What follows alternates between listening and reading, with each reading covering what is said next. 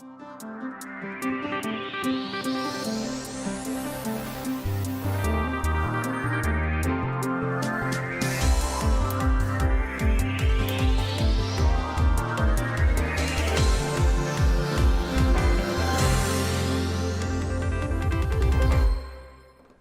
and welcome back to Channel 11 News. I'm Ken Shinoda, your host today, Thursday, August 26th.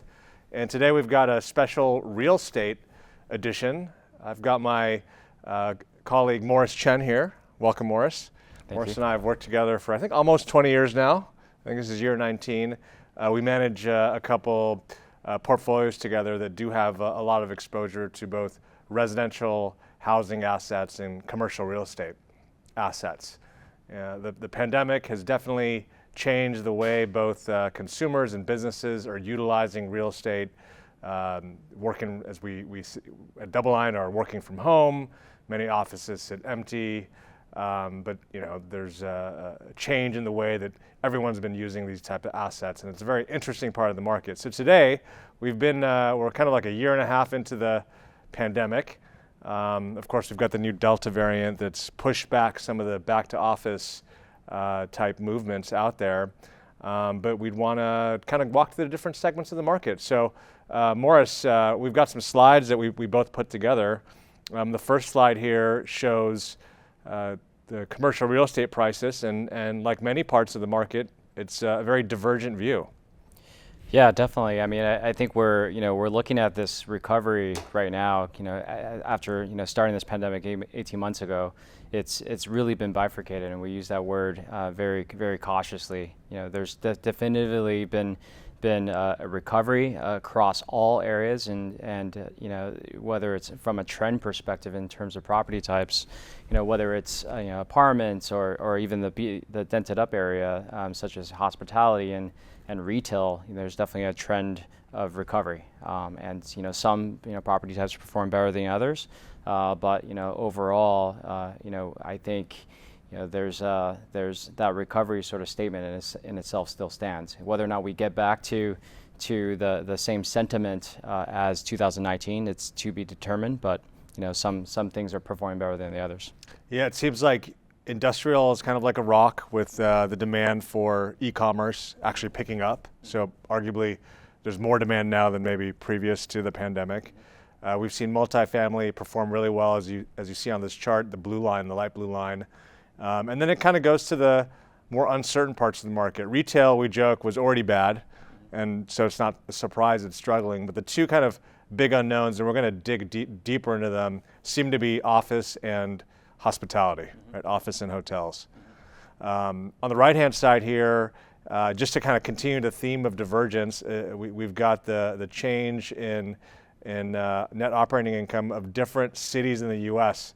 Is there a theme in which cities are doing well, which cities are doing worse? It looks like, it's kind of like the lower tax states that seem to be getting the benefit for now. Yeah, that theme in itself, I think we've, there's a phrase, or not phrase, but for a thematic use of words perspective, the urban to suburban sort of mentality, and we saw that in residential, and I think it's just as pronounced in commercial.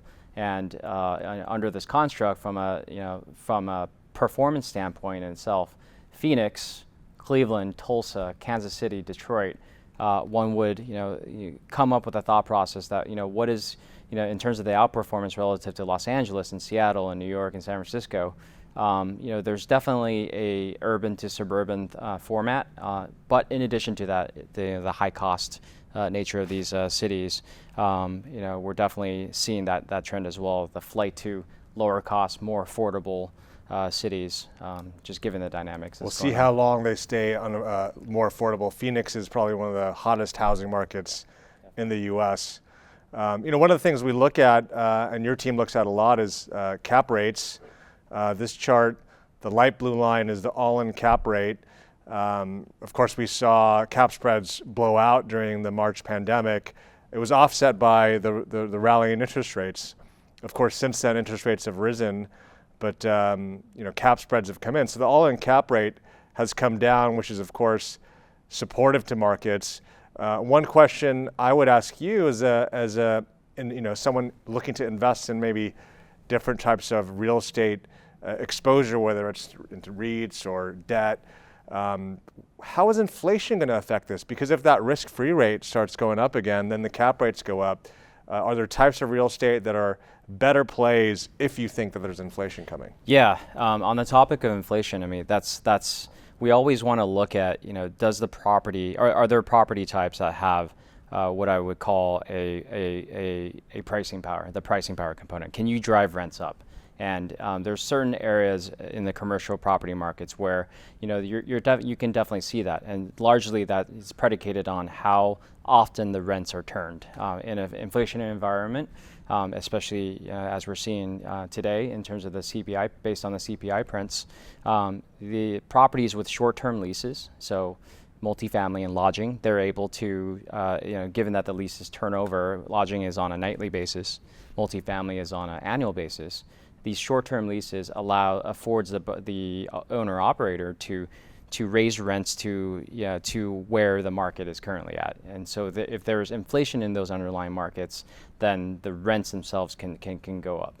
And then the second sort of degree thought process is, well, that's great, you can drive rents, but what about labor-intensive properties such as lodging and in some instances where there's additional operating expenses. Multifamily is you can categorize that in itself as well. Well, operating expenses goes up as well, but the rate, the rental rates in itself typically outpaces the operating expenses. So for us, we like multifamily, we like lodging. I think in this construct, in an environment where the economy is rebounding, in these areas, there's definitely ways to play inflation. Yeah, lodging is, I think, doing better than many expected, and we have some slides later on that show that. So this slide kind of shows the divergence across the different types of commercial properties out there. You want to talk a little bit about how you like to look at this? Yeah, so I think it's good to see everything in one slide and in broad strokes. There's clear trends here that vacancy went up across office, across retail, across apartments, and vacancy rates went down in industrial. In similar form and fashion, if you kind of look at what's going on, as vacancy goes up, and let's just use office by way of example, rents did go down. I mean, it's a supply and demand sort of dynamic in itself. If there's more space being offered, then landlords have to lower rents to attract tenants. So from a trend line perspective in itself, I would say retail has played itself out. I mean, I would say the worst in terms of from a pandemic perspective. The pandemic really expedited the deterioration in terms of weaker retail properties, and rents have somewhat bottomed out, and you're already seeing properties being redeveloped and reused for different types of projects. I mean, we're seeing a lot of projects that are turning malls into a mixed-use living in conjunction with apartments, redeveloped into apartments. You're seeing some office properties also redevelop as well. But I would say retail, that story has played out. We already know that that dynamic continues to change and shift. I think the apartment side, one thing to note is that as we're seeing rents go down within this apartment slide in itself, it doesn't necessarily mean that apartments are weak. This data set, I would put with a caveat, tracks primarily institutional owned properties. In conjunction with that, it's given the institutional owned properties, they're overweight in central business districts and urban centers, right? So we all know what happened in terms of the storyline about 12 months ago in terms of the death of the city, and that death of the city, at least for our purposes, in terms of conversation, is largely overblown. I think today in an earlier meeting at one of the DoubleLine conference calls, we went through some other sort of data set that looks at rental rates, and across the board you're seeing these urban cities with rental rates actually ticking up on a quarter-over-quarter basis. So overall, there's clear trends in terms of question marks. I think office continues to be a big question mark. Industrial, in a quick manner, continues to perform well. It's benefiting off of the demise of the retail sector, largely because of the e-commerce demand for space. And I think that industrial trend, if you want to look at what's strong performing, that's basically where it's at. Yeah, you mentioned something earlier that is, I think, a very interesting point about when you invest. You said that retail looks like the worst is over and bottoming. Investors always say, do you have any retail exposure? And they panic. And they say, oh, you have retail exposure? It's all about when you buy that retail exposure. And if the market is already pricing in the worst possible things, and you, let's say, buy a bond that's backed by the debt of a retail property, already pricing in the worst possible things, then that's probably a very safe asset, because it can't get much worse than that. Right. So you can't just take negative data and extrapolate it saying that entire sector is negative. It all depends on how the different deals are structured, what price you pay, of course, for the piece of real estate, what the loan to value is on the debt that you may be investing in. One of the things that's definitely been supportive, of course, is a lot of money on the sidelines, and we'll look at that a little bit later. But people have come in and bought. People have been buying the dip, right? Yeah, I think kudos to the Fed with respect to providing liquidity in terms of the markets and keeping rates low, in conjunction with the banks from a balance sheet perspective being healthy. We're seeing active lending and availability of capital to borrowers. And whether it's private equity funds or whether it's owner operators, especially with the advent of the vaccines, availability of the vaccines, people are a little more willing to purchase commercial real estate, and that transaction volume is intuitive. It's definitely shown that there's definitely recovering desire for borrowers who want to put capital to buy a building, despite all some of the question marks that's going on. That's a big difference from the global financial crisis. One of the reasons that real estate prices took so long to recover was that the banks were going under, and the ability to lend was not there. And this time around, there was a lot of willing and able lenders out there, at least on the institutional front. Right. I mean, last time around here, you're definitively seeing this. 2009 to 2000 and almost to basically to 2014. It was when the market really fully recovered in terms of the willingness to do transactions and availability of financing. Here, less than a year. Yeah, I mean, it wasn't your traditional recession. Right. Many different data points as we look across the economic data landscape that look like this: housing sales, PMI data, retail sales. Many look similar because this was just so different. But it's a bifurcated story. So we have a lot of these charts that show this bifurcation. It's pretty fascinating. Why don't you talk to us a little bit about these numbers? Yeah. So again, this is another way to look at transaction volume for the second quarter relative to pre-pandemic averages. I think here the clear thought process is anything with a negative percent difference relative to pre-pandemic averages. I'll point it out: office, retail, senior housing. And development sites in itself, or land. There's question marks surrounding office. There's question marks surrounding the continued deterioration with respect to retail. And there's question marks surrounding the pandemic impact with respect to senior housing facilities and how the cash flows, how one would solve for the cash flows there. You look at these three broad segments in itself, it is intuitive that and as one prudent investor would look to do and purchase a property, things aren't the same, right? That's effectively what we're looking at. Yeah, but it seems like the one that always I think was surprised people the most was how much demand there is for hotels. Right. I think part of it's when the pandemic first started, we didn't know really how it was spreading. People were worried about just touching things inside hotels, and now we know it's more airborne, of course. Airbnb is an example. At first, my initial gut reaction was like, they are screwed, right? And look, now people want to use Airbnb a lot because they don't want to be inside the confined spaces now that we know it's much more of an airborne disease. So Airbnb doing really well these days. And here, of course, is the dry powder. So much dry powder. We talk about this a lot. We don't know what they're going to buy, but they're all waiting, willing, and able to buy things. I guess suppose this is thanks to the Fed and low interest rates. A lot of institutional and private and public, individual investors going into all these different private funds, trying to find returns in something other than equities. Another thing that's very different from the last global financial crisis is distressed sales.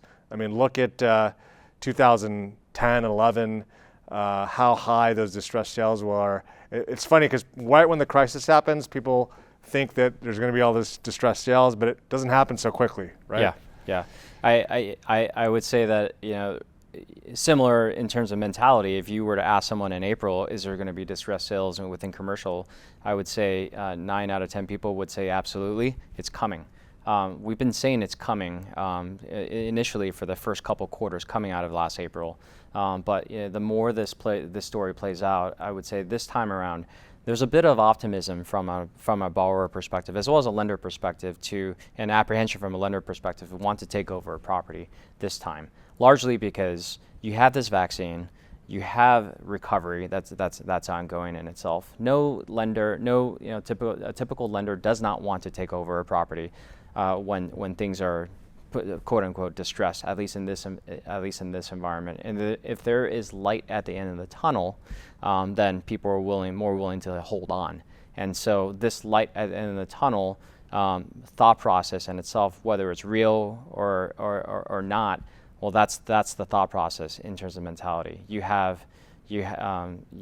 People are optimistic, and I think this time around, the distressed sales is not. You're not going to see this meteoric rise or a J curve, respectively. And I think it'll be in dribs and drabs and very, very idiosyncratic or very, very market specific. Sure. Yeah. It's as always, real estate's very idiosyncratic, location by location, borrower by borrower. But this again is kind of a positive thing to not see the forced sales, and it seems like both lenders and borrowers are kind of like working together to kind of make it through these tough times. One of the strongest sectors, multifamily.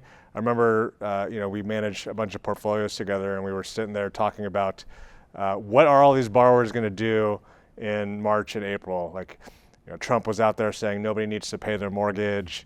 Nobody needs to. There was these "don't pay your rent" protests up in San Francisco, and for a moment we thought, what if people don't have to pay their mortgage, why should I pay my rent? And kind of shockingly, the numbers came in, I think, much higher than we had initially thought they would. Right? Yeah.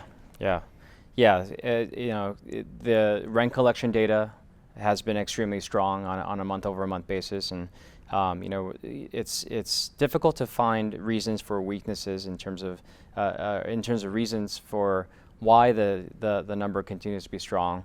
But then if you look at the fundamental picture in itself, there continues to be a shortage of housing. There has been fiscal stimulus that's helped these rent collections numbers in itself. And despite the fact there's been removal of fiscal stimulus, we've also continued to see strong numbers, given that the economy has continued to recover and job recovery is there. So I think this picture will continue to be consistent, at least based on what we're seeing. I think the bigger question in itself is what's going to happen to once eviction moratorium ends, and I think in our view, that's going to be overall a net positive, largely because of the shortage of housing. Borrowers want. There's tenants that are actively looking to lease apartments, and there's borrowers or owners of buildings that are actively looking to re-tenant the buildings, given what's going on in terms of inflation and rental rates. One of the questions that's often asked, just because this topic is in the media a lot, is about the evictions. What if they don't go away, these eviction moratoriums? Are you concerned about it relative to what you invest in? Yeah, I think no, because that there's ultimately going to be an event at a point in time, a turnover, a handover. Now that continues to be extended on a short-term basis in itself, but I think similar to the thought process of Fed tapering to pull back assistance with respect to what broader markets are needed are doing. In similar form and fashion, I truly think that from a regulation perspective, there's also going to be a pullback or tapering of some of these assistances, and I think you do need to let the economy function appropriately. And from a regulatory mandate, you can do that through more affordable housing, do that through alternate channels, as opposed to preventing landlords from embarking on the evictions that some of them desire. Yeah, and you've also said that in the institutional investment market, we don't have as much exposure to properties that are very exposed to this phenomenon or this concern, right? Right. But like the divergence theme continues, this is a map of the U.S. This shows rent growth going down, it looks like, in LA and San Fran and New York and Boston and Seattle, going up in many of the southern states, low tax states, even in the Midwest going up, kind of that suburban theme going on. So this to me seems like that moving away from the expensive cities, moving to the suburbs. We were joking, it looks like everyone in Seattle went east to Idaho. People from Portland went east to Idaho. San Francisco and California, they went over to maybe Incline Village in Nevada. They went to Vegas, they went to Phoenix, and that's where we're seeing a lot of growth. And the New Yorkers go south, right? Everyone in the Northeast has gone south to the Carolinas, to Florida, to Atlanta, and other places. So just another interesting chart that shows that the changing dynamics across the U.S. Some of it has to do with cheaper housing, maybe. Some of it definitely, I think, has to do with taxes, as we sit here in one of the highest tax states in the nation. Lack of housing, you want to talk a little bit about that? That's a big theme for me in the residential market as well. Yeah, I mean, I think, as it relates to the lack of housing, we all know what's going on in the single family market, given the quarter-over-quarter rise demand for single family housing. That permeates into the commercial sector as well. Given the lack of affordability and or lack of single family housing, people need a place to live, and we've seen that time and time and again.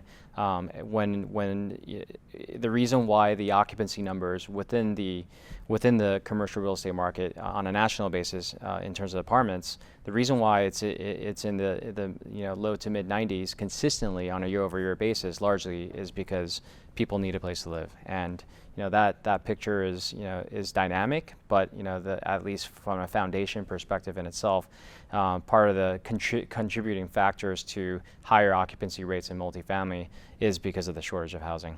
And people are, you're definitely seeing developers trying to build more units. And you look around downtown Los Angeles, there's a lot of new construction that comes with a question mark surrounding where rents are going, and whether or not the rents offsets the development costs. But nevertheless, banks are willing to lend to build apartments, and that picture will continue to go. Yep. All right, now let's move to the more unknown part of the commercial market, office. Here we sit in an office building. I think 2 months ago, probably more cars in the parking lot. Barely anybody in here right now. But you are starting to see some kind of pickup in activity, right? This is office leasing activity. Yeah, I was quite surprised. I mean, coming into the office, parking lot was a lot more. There were a lot more cars than maybe 6 months ago, the last time I saw the parking structure. And as we're thinking about the office dynamic in itself, there's definitely leases being signed. I think just given the relative clarity in terms of how and conversations that are ongoing in terms of what CFOs decide to do with respect to their space, there brings more clarity with respect to what the employer needs are. So here you're seeing some increase in terms of leasing activity. It's still below what we're seeing in 2019, in early part of 2020. But nevertheless, I think that it goes along with the theme of recovery. Question mark wise, there's still some question mark regarding the use of office, but at least in the interim, that's what we're seeing. Yeah, I mean, I think one of the things that's happening, and we'll look at some information on it in a second, is that companies just don't know. Companies don't know if there's going to be a portion of the workforce working from home. They don't know when we may come back to the office. So the safest thing to do if you're the CEO or the CFO of a company is you just keep your space for now, because if you end up needing it, it's going to be harder to kind of get it back if you're already established in that space. So, the head of leasing of downtown LA for a big company that owns our building and many other buildings lives in my neighborhood. And I was talking to him the other day. He said, "What are you guys going to do? You're going to keep your lease?" I said, "For now." And I asked him, "What's going on? What are companies doing?" And he said, "Everyone's just holding on and kind of rolling, because they don't know, and they're kind of waiting to see what's going to happen." Yes, we've got this Delta variant thing now, but it seems in some areas like Florida, it's peaked, it's starting to come down, and as that starts coming down, maybe there's this booster shots that picks up. FDA just approved. Pfizer, Moderna and J&J are probably around the corner. That's maybe going to pick up the percentage of the population that gets vaccinated. And all those positive things that could happen, and all of a sudden people are going back to the office again sooner than maybe they had expected. And it seems like there's way more comfort today than there was, of course, a year ago.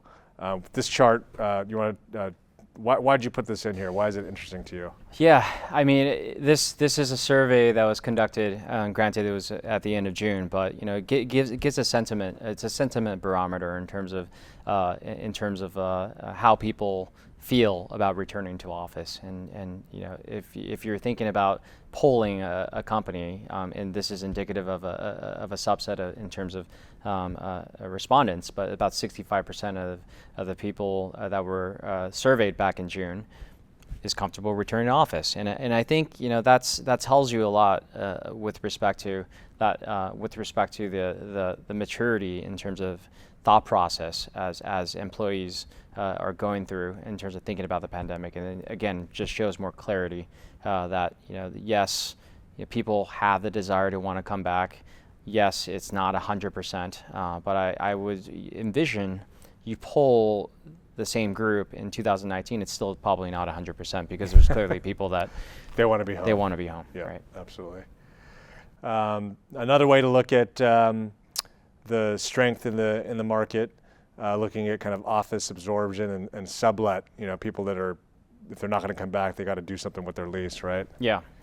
I think what we're seeing recently in itself is subleasing activity has clearly trended up, especially in the beginning. What I've learned and what we've observed is in the beginning of the pandemic in itself, there were a lot of decisions and comments being made on a broader market perspective in a hastened demand, right? Like in a hastened pace. Demise of office. No one's ever going to come back to city centers. Office is obsolete. We've proven that people can work from home. But I think come to 18 months forward, we're also seeing tech companies starting to lease again within Silicon Valley. We're starting to see some of the subletting activity in itself in terms of available space. Companies changing their mind because again they weren't able to test out at that point in time what a hybrid work environment works. Why are you giving up your space back then when you aren't able to test it out first, right? Test it out. And so, that wait and see approach, I think will continue to drip into the corporations to the extent that they can. Personally, I feel that the give back in space from some corporations right now, it's largely, a lot of it's cost cutting for whether it's desire from a desirability in terms of shareholders, or because it's because they were trying to cost cut because they need to cost cut, right? If you don't have that luxury and space right now, to the extent that you have office space. If you don't need to give it back, why are you giving it back now if you haven't even gone back to the office yet? You could almost see a scenario where there's a panic to find space again when everyone's kind of rushing back. Right. And there could be too, because we're also seeing that in I mean, New York City is prime example. There's a couple high-profile projects that's finished. One Vanderbilt is a massive building that just finished next to the Grand Central Terminal, and that building has all the bells and whistles. And the rents, if you look at the underlying rents in there in terms of and leasing activity, it's through the roof relative to the metrics that we typically look at. So above where leasing rates are in 2019. And the question mark in itself is, wow, there's a brand new building with all the amenities. They thought about the pandemic a little bit with respect to the usage of space, and they built it out appropriately. There was a clear demand driver for tenants alike to want to go to that, right? Yeah, and this is a graph or chart that shows what you just described is that demand.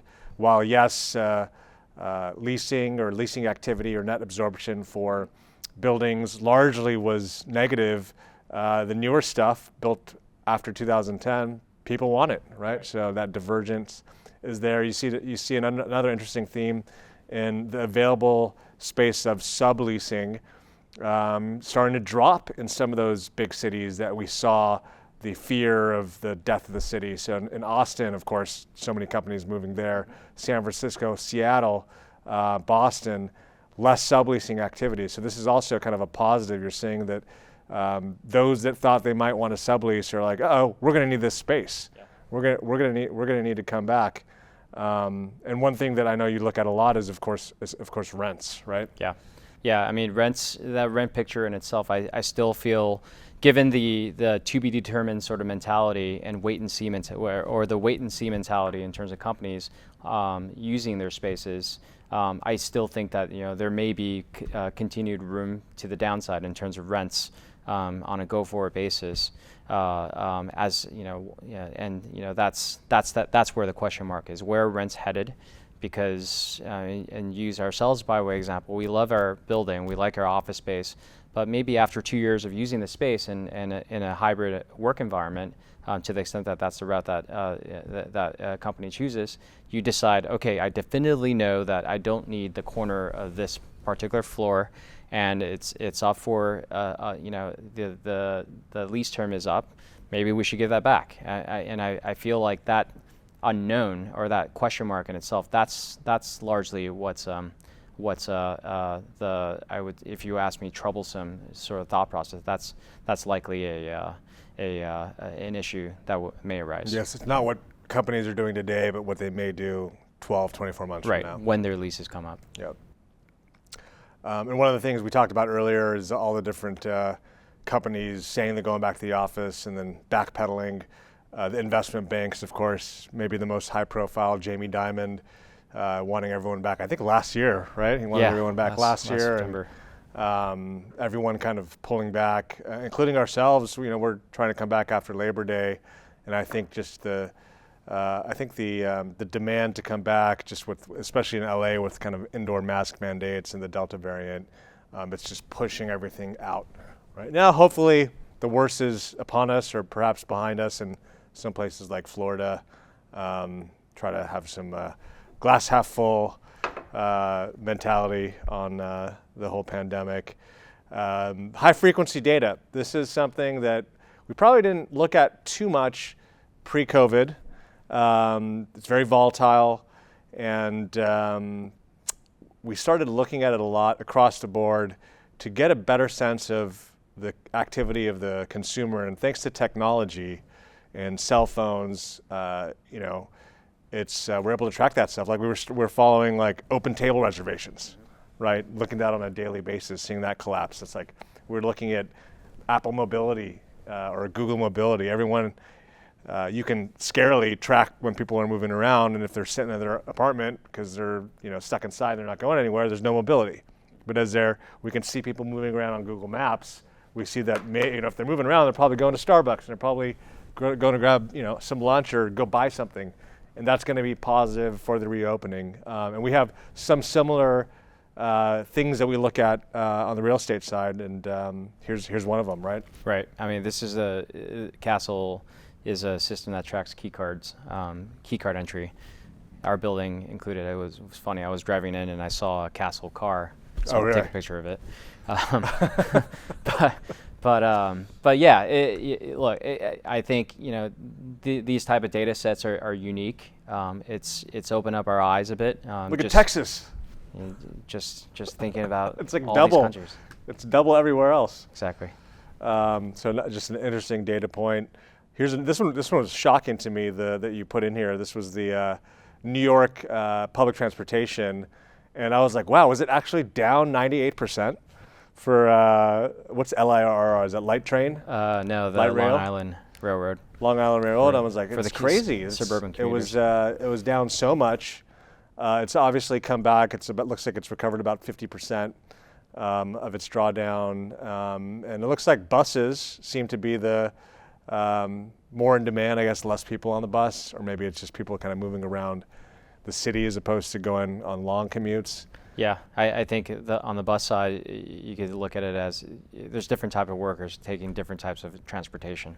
But it's like the suburban workers taking the train in. A lot of them are still working from home.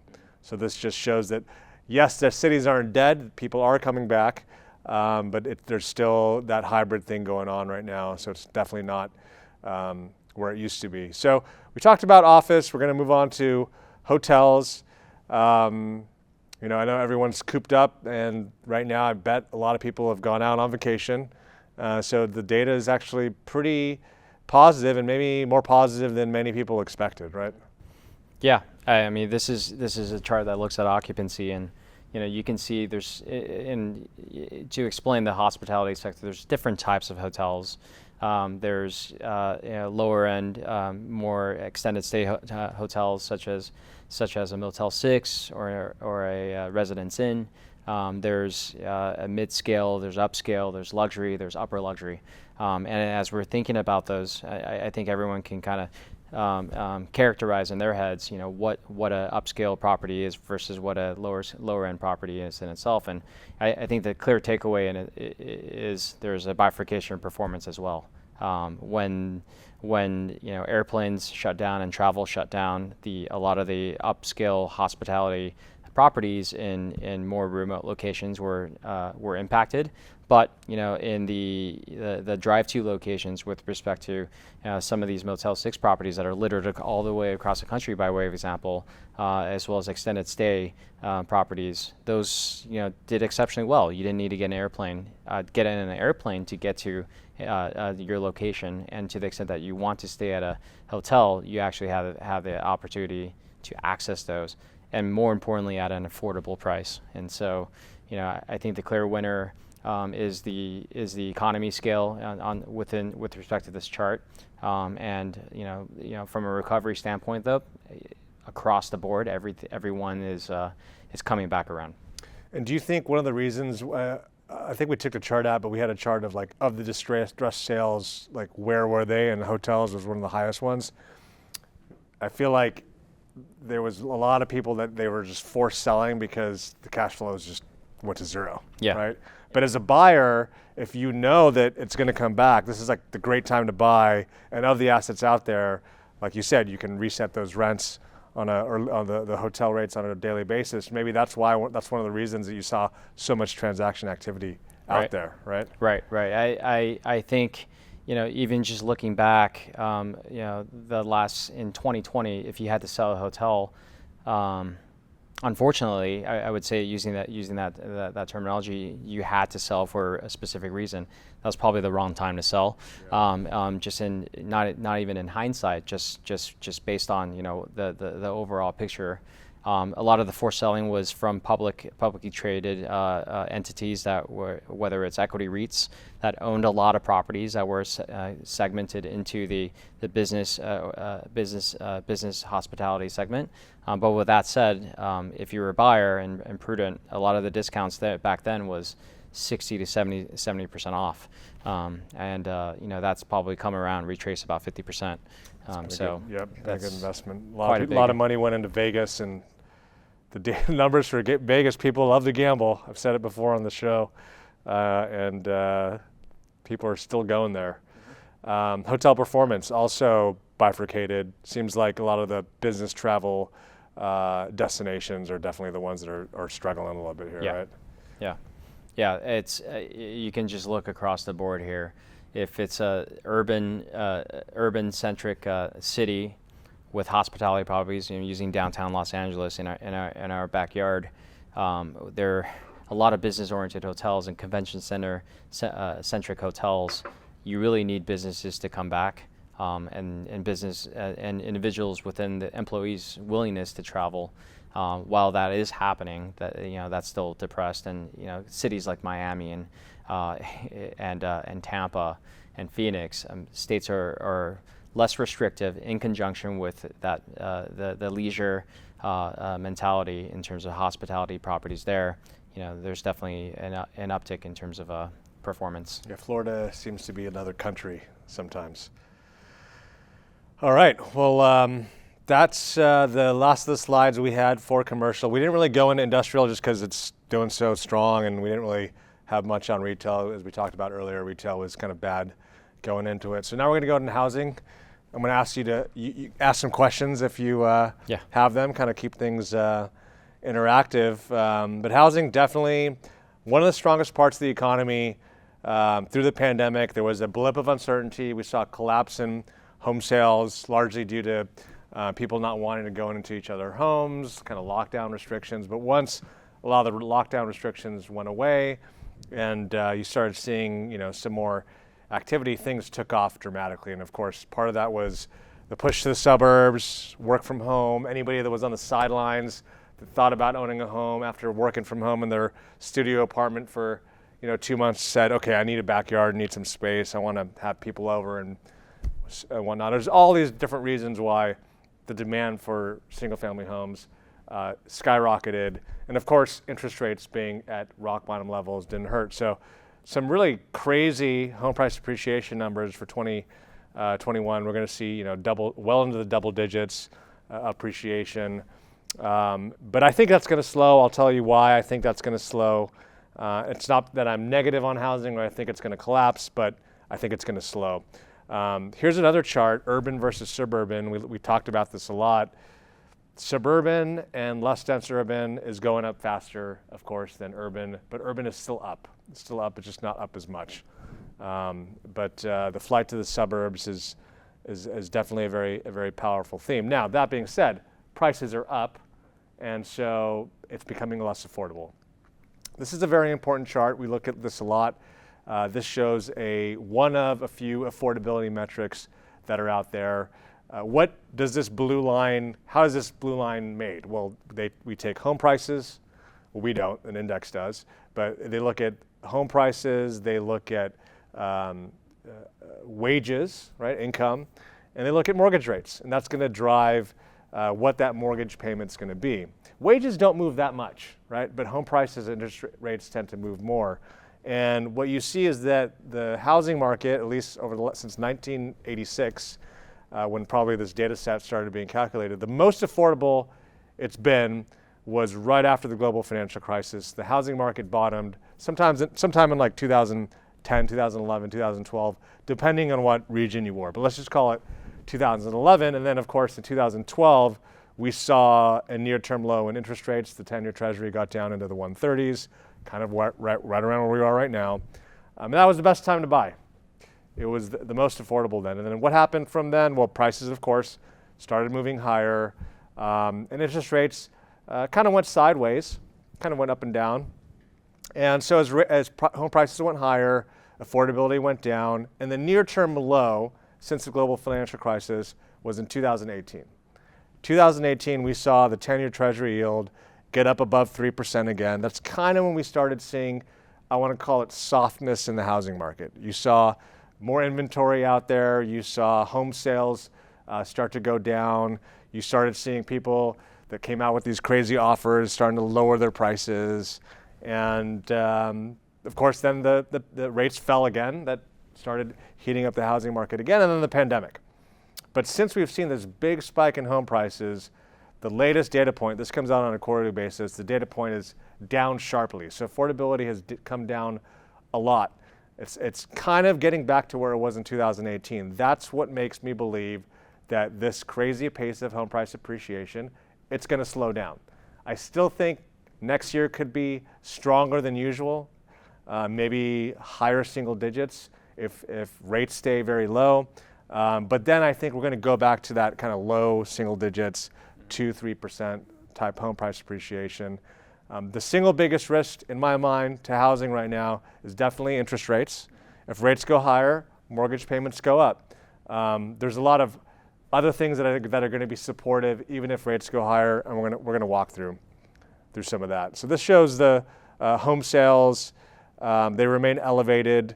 You saw this big blip down, of course, as I just talked about when the shutdowns happened. You saw this huge blip higher when the first rush of buyers came in. But now people are kind of taking a step back, and you can see it in the data. You see that the home sales are starting to dip. New home sales is more about lack of new homes. The existing home sales, part of it's also just kind of lack of homes on the market, but I think it's this slowing down of this fevered pace.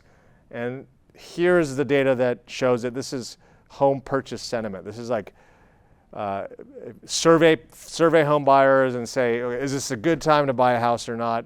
Of course, in the dark days of March, if people thought it was a bad time to buy a house, they were wrong. It's actually a really good time to buy a house.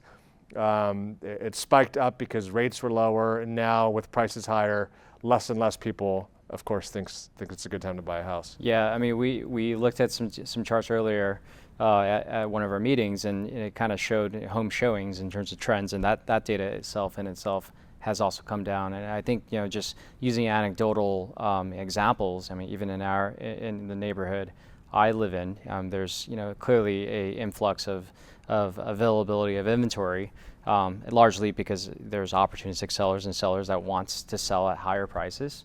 But from a buyer perspective in itself, like you said, if there's any marginal movement in terms of interest rates towards the upside, that affordability just gets exacerbated, right? Like high asking prices and higher mortgage rates doesn't make sense. Yeah, I mean, I think you've gotten to the point where the asking prices are getting kind of silly, and that's another reason that the activity is slowing down. So we need to kind of let some time pass, get back to some equilibrium. So you could actually see some negative HPA prints, not necessarily because prices are down, but those home price prints are often on like same property sales, right? So I think as you potentially see some sales come in lower than maybe where the last print was, that you could see some softer numbers. But the problem that the market has, the bullish problem that the market has, is that inventories are just so low. I mean, we were out together on the road trying to sell some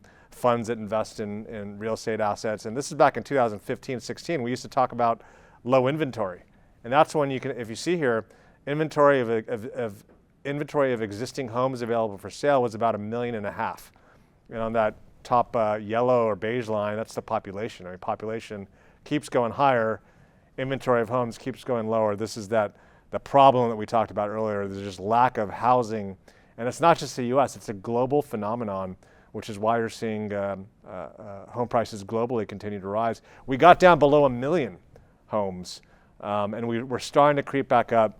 We're starting to see, as you said, people that maybe they were going to sell last year, they took a step back because of the pandemic, prices are up 20%. They said, I'm going to sell. Maybe I'll move to Nevada, maybe I'll rent. A lot of maybe the baby boomer generation, you're starting to see that. So you're starting to see that I think we may have seen the lows in inventory, at least in the near term. And this is why I think that. This is the change in existing and new inventories. So if it's above that center line, that means that you're actually seeing new stuff. So the beige is new homes being built. We know home builders are building. They're just having problems because land costs are up, material costs are up, labor costs are up, but they're building. So we are seeing new inventory. It's up pretty dramatically, obviously because it's off a low level, but you're finally seeing new inventory come to market. So that's positive for people that want to buy. It's negative, of course, for existing inventory. It'll start going up. And then we look at existing inventory. It's still going down. It's just not going down as much as it was, or as the pace of it was a couple months or quarters ago. So that's also positive in the sense that for those of you looking to buy a house, we think there's inventory coming, both new and old. But inventory is still very low, and that's my supportive case for housing. So even if rates go up, if there's any pullback in home prices, there is a lot of money on the sidelines, both retail, people that want to live in the house, and institutional. We've got this new buyer. It really kind of became institutional after the global financial crisis, and this is the single-family rental REIT. And I think we were both skeptical at first. Like, what was your initial reaction when you heard about that business model, let's say 10 years ago? Yeah, I mean, immediate reaction was all these question marks. How are they going to operate all these properties segmented across multiple different locales as efficiently as they typically would when they would buy an office building or an apartment building, right? Like that operating efficiency was that question mark. But clearly, some of these companies have proven that they can, right? And now they're building. Yeah, I mean, it's not even buy foreclosed properties to lease out, which was the original business plan. It's now there's not enough properties, so they're actually just building properties, but they're going to lease them out. So new homes being made, and you can't buy them, Morris Chen, if you want to buy it. So another thing that's bad news for the home buyer out there, just less supply. But this is again supportive for the housing market. If there is a dip, not only is there home owners that want to buy, you've got the institutional money that's on the sideline ready to buy as well. Broadly speaking, delinquencies are coming down, positive as well. You see this trend across the commercial market as well. And of course, something we talked about a lot, probably ad nauseum, forbearance. Our big thesis in kind of March, April of the pandemic was that, look, we've got a game plan. When hurricanes hit, FHFA, Federal Housing Administration, right, that oversees a lot of the mortgage, agency mortgage market and how their service said, you know, borrowers during a hurricane, natural disaster, they can go into forbearance, they can basically miss mortgage payments, and then once time passes and that hurricane or that natural disaster is over, then they'll work with their servicers to either move those missed payments to the back of the loan, or there's other things they can do to get those borrowers to pay again. And we experienced this owning assets that went through hurricanes in Puerto Rico, that if you just move the missed payments to the back of the loan, economy improves, economy comes back, people start paying again. And lo and behold, here we are, and the same exact thing happened. The forbearance numbers are down over 50%. They peaked on the aggregate mortgage universe around 8%. They're down a little bit under 4%, and we think that's going to continue to improve as time passes. So I guess yet again, not only the Fed, but different government agencies, having seen what happened during the global financial crisis, we were so much more aggressive. And one of the things that I think was critical that we did too was just the checks to the consumers, right? The just lowering interest rates doesn't help anyone pay their rent. Right. And if you're going to do something like aiding consumers, you know, pay their mortgages, or you got to do it as quickly as possible, and you got to just give it to everyone. During the global financial crisis, you had to like call in and ask, hey, and you had to prove that you had a hardship. It's so hard to do. Mm-hmm. This time, you didn't even have to prove it. You just call in, and you get that forbearance. And some people didn't need it, but you know, I think it ended up working out in the long run for the broader economy and the broader market. I think this is one of our last slides. For me, as a debt investor, one of the most important things, the home equity that borrowers have in their homes is near an all-time high. And what you saw, I think, during the global financial crisis is people didn't put money down on a house, or they put very little money down on the house, or they bought a house and then they got offered a cash out refi, and the broker said to them, hey, you can take out money from your house and go buy another house, or go buy a vacation home, or you know, go speculate in the stock market, whatever it may have been. And so a lot of people just didn't have equity in their home. And so when home prices started going down, they did the economic decision. They said, I'm going to throw the keys back, and I'll buy the place next door for half price. I'll rent the place next door for significantly lower than my mortgage payment. And you saw a lot of this foreclosure supply come to market. But if people have money in their house, they have equity in their house, they're far less likely to default, right? They're going to make that economic decision. So I think that that's one of the reasons we've seen way less delinquencies, way less foreclosures. If somebody lost their job, and we have data from our servicers that show this, and it's kind of scary how much data they can get. They've seen borrowers that are delinquent, that are greater than the age of 50, living in California, that have their kids are out of high school and in college, but they live less than, greater than 200 miles away. And it's scary that I have this data. They're moving from California. On average, they have over 100,000 of equity in their house. They're moving and they're going to Nevada. Like 50% of them are moving to Nevada or Arizona. And again, scary I have this data, but it just goes to show you they're empty nesters. They've got money in their house. And they said, you know what, let's take the money, let's go somewhere cheaper. We can live off that money that was in the house. And our kids, they're not coming to see us anyways. So if they're going to come fly to, some suburb of Cali, they can fly into Vegas. They can fly into Phoenix. And so I think that's one of the reasons you're seeing all this kind of mobility around the U.S. People that had the inkling of making any move like that in their life, the pandemic, we call it the great accelerator, right? It accelerated people's decisions to do things. It accelerated the movement to e-commerce. It accelerated the movement to working from home. And there's a lot of interesting things that. So any questions for me on housing? I know you've heard me talk about it for probably a decade. No, I think that was fairly comprehensive, Ken. I mean, it's a story that I think is dear to our central sort of mindset in terms of the areas that we cover, and I'm glad that we have the opportunity to discuss this. All right. Well, thank you all for tuning in. Thanks, Morris, for making time. Thank you. And hope everyone. I guess the summer ended 2 days ago, so hopefully everyone has a wonderful fall, and all the kids are enjoying their time back at school. See you next time.